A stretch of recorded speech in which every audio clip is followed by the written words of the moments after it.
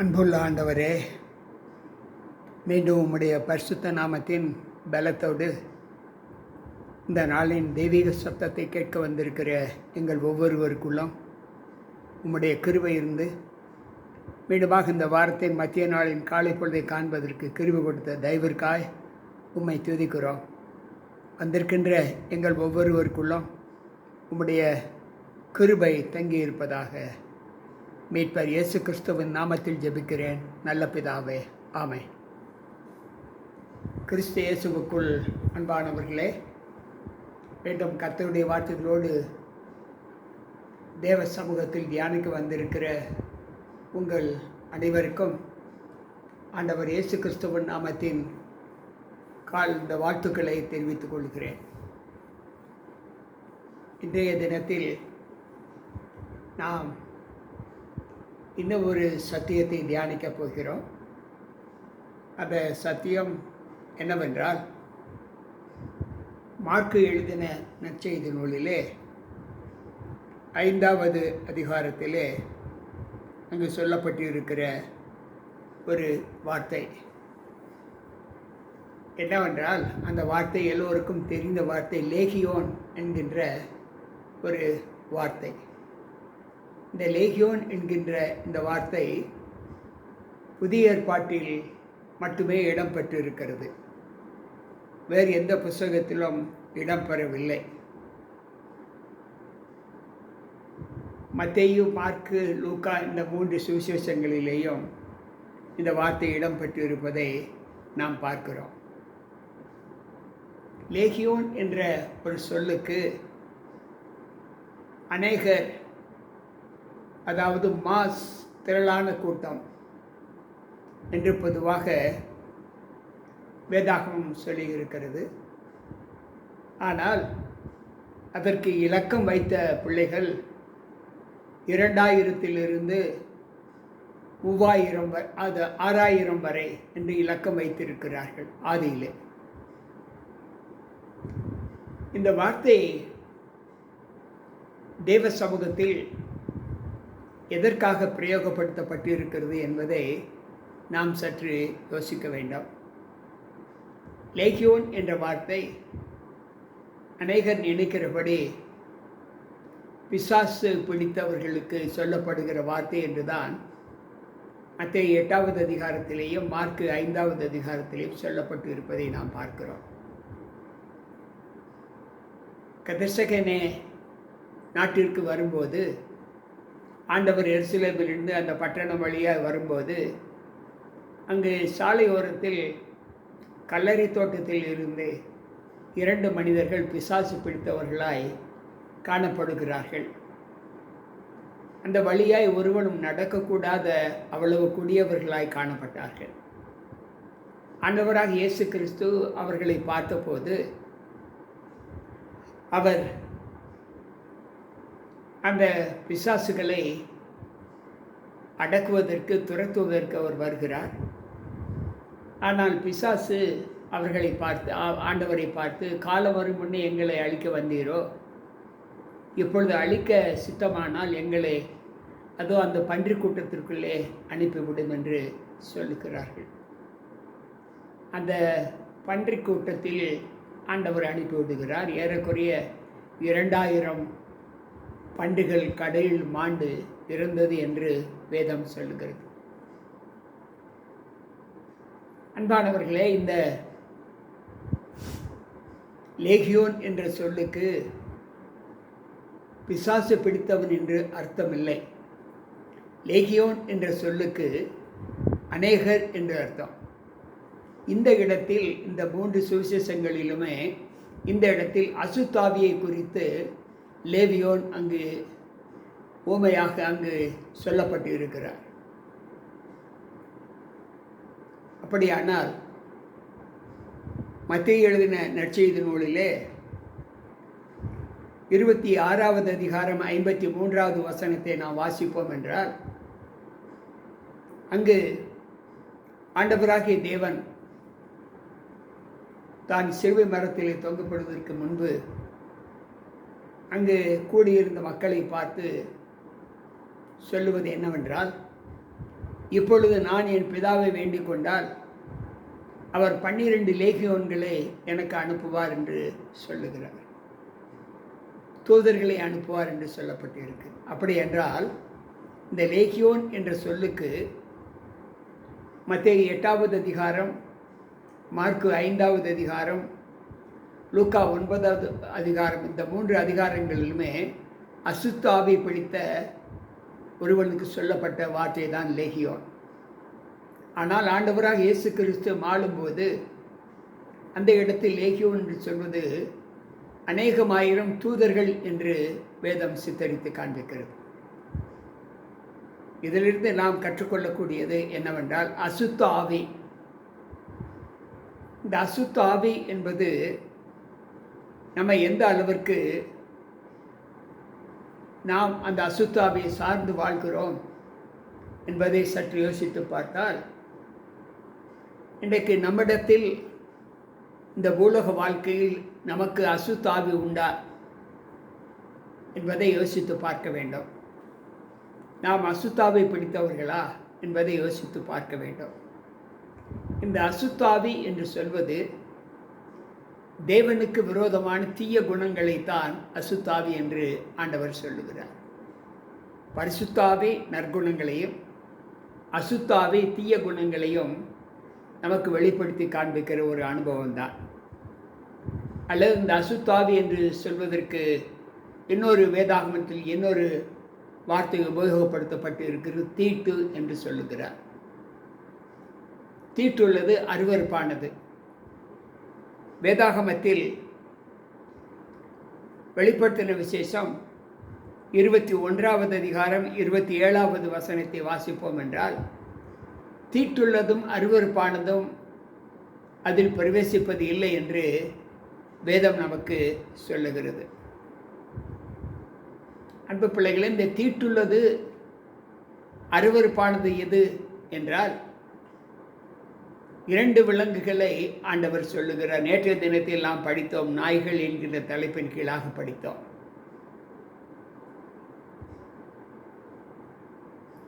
அந்த நாய்களும் பன்றிகளும் காகங்கள், இந்த 2 விலங்குகள், ஒரு பறவை, இவை 3ம் அசுத்தம் உள்ளது, தீட்டுள்ளது என்று ஆண்டவர் சொல்லுகிறார். அப்படி என்றால் இந்த தீட்டுள்ள மனிதன், அசுத்த ஆவி உள்ள மனிதன் நல்ல நிலைமைக்கு வர முடியாதா என்றால், வேதம் நமக்கு சொல்லுகிற வார்த்தை, அந்த லேகியோன் அசுத்தாவியினால் அலைக்கழிக்கப்பட்ட அந்த லேகியோன், அந்த மனிதன் மீண்டும் அவனிடத்திலிருந்து பிசாசுகள் துரத்தப்பட்டதற்கு பின்பு அவன் நல்ல வஸ்திரம் உடுத்தி தேவ சமூகத்தில் காணப்பட்டான் என்று வேதம் சொல்லுவதை நாம் பார்க்கிறோம். அதாவது அசுத்தாவி உள்ளவர்கள், தீட்டுள்ளவர்கள், அருவருப்பானவர்கள் எல்லோருமே மனம் மாறுவதான ஒரு குணத்தை பெற்றிருந்தால் அவர்கள் பரிசுத்தமாக்கப்படுவார்கள் என்கின்ற சத்தியம் நமக்கு இங்கு ஆண்டவர் வெளிப்படுத்தி காண்பித்திருக்கிறார். சற்று யோசிப்போம். ஒவ்வொரு நாள் ஜீவிதத்திலேயும் நாம் ஆண்டவருக்குள் இடைபெற்றிருக்கிற ஒரு அனுபவத்தை எப்படி நாம் பார்க்கிறோம் என்பதை யோசித்து பார்க்க வேண்டும். லூக்கா நற்செய்தி நூல் 8வது அதிகாரத்திலே நாம் வாசிப்போம் என்று சொன்னால், 8வது அதிகாரம் அந்த 30வது வசனத்தை நாம் வாசிப்போம் என்றால், அங்கு ஆண்டவர் மிக தெளிவாக சொல்லுகிற ஒரு வார்த்தை என்ன என்பதை நாம் அறிய முடியும். அவர் சொல்லுகிறார், தேவ சமூகத்தில் ஆண்டவருக்கென்று ஒப்புக் கொடுக்கக்கூடிய பிள்ளைகள், இயேசு அவனை நோக்கி, உன் பெயர் என்ன என்று கேட்டார். அதற்கு அவன் லேகியோன் என்றான். அநேகம் பிசாசுகள் அவனுக்குள் புகுந்திருந்தபடியால் அந்த பெயரை சொன்னான் என்று சொல்லப்பட்டிருக்கிறது. லேகியோன் என்று சொல்வதற்கு அநேகம் என்று அர்த்தம். இங்கு அவன் அசுத்தாவி உள்ளவனாய் இருந்தபடியால் அவனுக்கு அந்த பிசாசு என்று சொல்லப்பட்ட வார்த்தை இங்கு விசேஷமாக சித்தரிக்கப்பட்டிருக்கிறது. அன்பு பிள்ளைகளே, இந்த அசுத்தாவி, இந்த தீட்டுள்ளது என்பது எப்படி நாம் உணர முடியும் என்றால், இந்த தீட்டும் அருவருப்பானும் தேவனுடைய ராஜ்யத்திற்குள் பிரவேசிக்க மாட்டாது என்பதை ஆண்டவர் சொல்கிறார் என்பதை நாம் ஏற்கனவே வெளிப்படுத்தின விசேஷம் 21-27 நாம் வாசித்தோம். இங்கு வேதாகமத்தில் ஏசாயா தீர்க்கதரிசியின் புஸ்தகம் 30வது அதிகாரம் 22வது வசனம் சொல்லுகிறது, உன் சொரூபங்களை மூடிய வெள்ளித்தகட்டையும் உன் விக்கிரகங்களின் பொன் ஆடை ஆபரணங்களையும் தீட்டாக எண்ணி அவைகளை தீட்டுப்பட்டு வஸ்திரம் போல எரிந்து விட்டு அதை சீப்போ என்று சொல்வாயாக என்று சொல்லப்பட்டிருக்கு. அன்பு பிள்ளைகளே, ஆண்டவருக்கு அருவருப்பானது என்னவென்றால் சொரூபங்களை வணங்குவது, விக்கிரகத்தை நாடி செல்வது, விக்கிரகங்களுக்கு விலை உயர்ந்த ஆடை ஆபரணங்களை அணிவது ஆண்டவருக்கு தீட்டு என்று வேதம் சொல்லுகிறது. அப்படிப்பட்ட குணங்களை, அருவருப்பான குணங்களை, தீட்டுள்ள குணங்களை நாம் ஒரு தீட்டுப்பட்ட துணியைப் போல எரிந்துவிட வேண்டும் என்று சொல்லுகிறார். தீட்டுப்பட்ட துணி என்றால் அது எல்லோருமே அறிவோம், அதற்கு விளக்கம் தேவையில்லை. அப்படி என்றால் ஒரு மனிதன் தன்னை பரிசுத்தமாக்கிக் கொள்ள வேண்டுமென்றால் அவன் தன்னுடைய வாழ்க்கையில் இருக்கக்கூடிய அருவருப்பான குணங்கள், தீட்டுள்ள குணங்கள், தேவனுக்கு விரோதமாக செயல்படுகிற குணங்கள் எல்லாவற்றையும் விட்டு விலக வேண்டும் என்று இங்கு ஆண்டவர் சொல்லுகிறார். மத்தேயு 7வது அதிகாரம் 6வது வசனத்தை வாசிப்போம் என்றால், உங்கள் முத்துக்களை பண்டிகைகளுக்கு முன் போடாதேயுங்கள், பரிசுத்தமானது நாய்களுக்கு கொடாதேயுங்கள். அப்படி போட்டால் அவைகள் தங்கள் கால்களால் மிதித்து உங்களை பீறி போடும் என்று சொல்லுகிறார். அன்பானவர்களே, ஏன் ஆண்டவர் தீட்டு என்று சொல்லுகிறார் இந்த நாயையும் பன்றியும் என்றால், பன்றியானது எப்படித்தான் தன்னை பரிசுத்தமாக்கினாலும் அதனுடைய ஜென்ம சுவாப குணத்தை அது ஒரு நாளும் விட்டு விலகாது என்பதை வேதம் தெளிவாக சொல்லுகிறது. இந்த அனுபவத்தை நாம் வேதாகமத்திலே ஒரு வசனத்தின் மூலமாக நாம் வாசிக்கும்போது அங்கு ஆண்டவர் சொல்லுகிற வார்த்தை என்னவென்றால், 1 கொரிந்தியர் 2வது அதிகாரத்திலே நாம் 14வது வசனத்தை வாசிப்போம் என்றால், ஜென்ம சுவாபமான மனுஷனோ ஆவிக்கு உரியவைகளை ஏற்றுக்கொள்ள மாட்டான். அவைகள் அவனுக்கு பைத்தியமாய் தோன்றும். அவைகள் ஆவிக்குரிய பிரகாரமாய் ஆராய்ந்து நிதானித்து அவன் அதை அடைவதற்கு பெறாமல் போனபடியினால் அவைகளை அறிய மாட்டான் என்று சொல்லுகிறார்.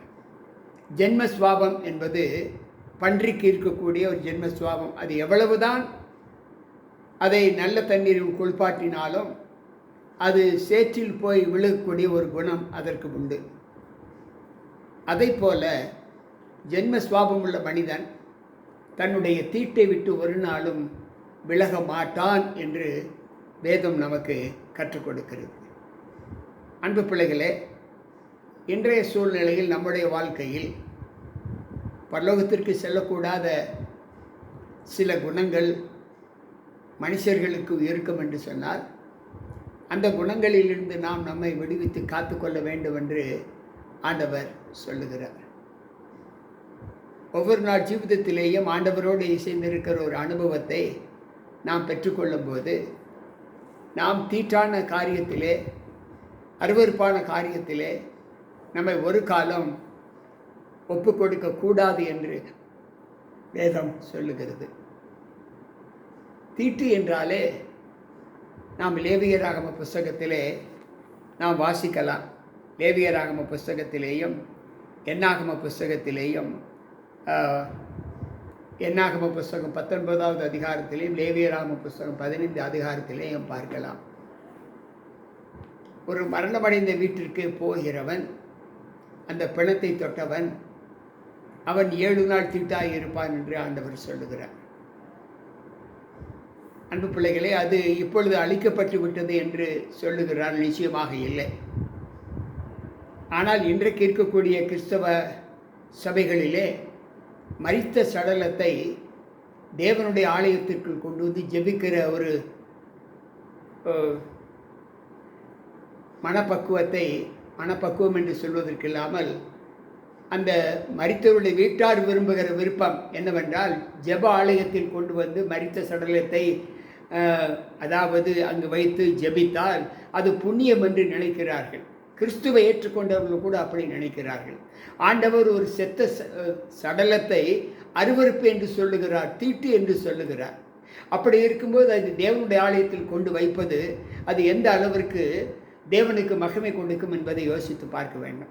தேவன் மரித்தோருக்கு தேவனாய் இராமல் ஜீவனுள்ளோருக்கு தேவனாய் இருக்கிறார் என்றுதான் வேதம் நமக்கு கற்றுக் கொடுக்கிறது. அப்படி இருக்கும்போது அந்த தீட்டான ஒரு காரியத்தை நாம் ஆலயத்தில் கொண்டு வரலாமா என்பதை நாம் சற்று யோசித்து செயல்பட வேண்டும். அன்பு பிள்ளைகளே, இன்றைக்கு ஒரு மனிதனுடைய ஆவிக்குரிய வாழ்க்கையில் ஏற்றுக்கொள்ளக்கூடிய நல்ல குணங்கள், கெட்ட குணங்கள் எவைகள் என்பதை நாம் நன்கு அறிய வேண்டும் என்று ஆண்டவர் விரும்புகிறார். நன்மை இன்னதென்று அவர் நமக்கு அறிவித்திருக்கிறார். ஆனால் அந்த நன்மையான ஈவுகளிலே நாம் ஆண்டவருக்கு சாட்சியாக இருக்க வேண்டும் என்கின்ற ஒரு எண்ணத்தை நாம் நமக்குள்ளாக உருவாக்கவில்லை என்றால், நம்மையும் அசுத்தாவை சூழ்ந்து கொள்ளும், நம்மையும் தீட்டு சூழ்ந்து கொள்ளும், நம்மையும் அருவருப்பு நம்மை பற்றி கொள்ளும் என்பதை நாம் ஒரு நாளும் மறுக்க முடியாது. எனவே எது நல்லது என்பதை ஆண்டவர் நமக்கு போதித்திருக்கும் போது, எதை விட்டு விலக வேண்டும் என்று அவர் சொல்லுகிறாரோ அவைகளை விட்டு விலகி நாம் பரிசுத்தத்தில் பங்கு பெற வேண்டும் என்பதுதான் தேவனுடைய நோக்கம். ஏனென்றால் பரிசுத்தமில்லாமல் ஒருவனும் தேவனை தரிசிக்க முடியாது என்றுதான் வேதம் நமக்கு திட்டமாக சொல்லுகிறது. எனவே கேட்டுக்கொண்டிருக்கிற அன்பான தேவ பிள்ளைகளே, இந்த அனுபவத்திலே நாம் அசுத்தாவி, அதாவது அந்த குணங்கள் லேகியோன் என்கின்ற அந்த அசுத்தாவின் வல்லமையை பெற்றவர்களாக நாம் காணப்படாதபடி, தேவ சமூகத்தில் நாம் ஆண்டவருக்கு விருப்பமில்லாத எந்தவித செய்கையானாலும் சரி, தொழுகையானாலும் சரி, அவைகளை நாம் ஏற்று அதன்படி நடப்பதற்கு ஒரு நாளும் நாம் சம்மதம் தெரிவிக்கக்கூடாது என்பதை ஆண்டவர் நமக்கு கற்றுக் கொடுக்கிறார். ஆகவே இன்றைக்கு அசுத்தாவில் லேகியோன்கள் தான் இந்த லோகத்தில் அநேகம் உண்டு. அநேகமாயிரம் லேகியோன்கள் இன்றைக்கு லோகத்தில் வாழ்ந்து கொண்டு இருக்கிறார்கள். துன்மார்க்கமான செயலில் ஈடுபடுகிற, அசுத்தமான செயலில் ஈடுபடுகிற, தேவனுக்கு விரோதமான துர்க்கிரியைகளை செய்கிற மனப்பக்குவம் உள்ள பிள்ளைகள் தான் அநேகர் உண்டு. அவைகளை எல்லாம் லேகியோன்கள் என்று தான் ஆண்டவர் சொல்லுகிறார். அந்த குணத்திலிருந்து நாம் விடுதலை பெற வேண்டும் என்று ஆண்டவர் இன்றைக்கு நமக்கு கற்றுக் கொடுக்கிறார். கேட்டுக்கொண்டிருக்கிற நீங்களும் நானும் அந்த நிலையிலிருந்து மாற்றப்பட தேவ சமூகத்தில் நம்ம ஒப்புக் கொடுப்போம். நன்மையை கற்றுக் கொடுத்திருக்கிற தேவன் தீமை ஒரு நாளும் நாம் ஏற்றுக்கொள்ள வேண்டும் என்று சொல்லாமல் தீமையை விட்டு விலக வேண்டும் என்று சொல்லுகிறார். அந்த விலகுவதற்கு ஏதுவான சாட்சியுள்ள ஒரு ஜீவிதத்தை நாம் பெற்று தேவ சமூகத்தில் நம்ம ஒப்புக் கொடுப்போம், ஜெபிப்போம். அன்பு ஆண்டவரே, உம்முடைய வார்த்தைகளை கேட்ட எங்கள் ஒவ்வொருவருக்குள்ளும் உம்முடைய கிருபை இருந்து பாதுகாத்து எந்த துர்க்குண செய்கைகளும் எங்களை ஆட்கொண்டு விடாதபடி, தீட்டும் அருவருப்பும் உள்ளதுமான சில லட்சணங்களை நாங்கள் பெறாதபடி எங்களை காத்து, பரிசுத்தத்தோடு ஆண்டவரே உம்முடைய சமூகத்தில் வந்து உம்மை துதிக்கவும் ஆராதிக்கவும் உம்முடைய ராஜ்யத்தில் வரும் எங்களை பலப்படுத்தும். கேட்டுக்கொண்டிருக்கிற ஒவ்வொரு பிள்ளைகளுக்கும் அந்த அபிஷேகத்தை கர்த்தர் கட்டளையிட்டு கிருபை செய்யும். ஆண்டவர் இயேசு கிறிஸ்துவின் நாமத்தில் ஜெபிக்கிறேன் நல்ல பிதாவே, ஆமென். அன்பானவர்களே, மீண்டும் இந்த நல்ல வார்த்தைகளை கேட்டோம். நாம் பரிசுத்தமாய் இருப்போம். கர்த்தருடைய சமூகத்தில் அவருடைய ஆட்சிப்படத்தில் அவர் வீற்றிருப்பதை நாம் பார்ப்போம். அவருடைய தொழுகை நாடுகளாக நம்ம ஒப்புக் கொடுப்போம். கர்த்தர் நம்மோடு இருப்பாராக. மீண்டும் நாளை சந்திப்போம். உங்கள் போதகர் ஜி.கே. ராபர்ட்.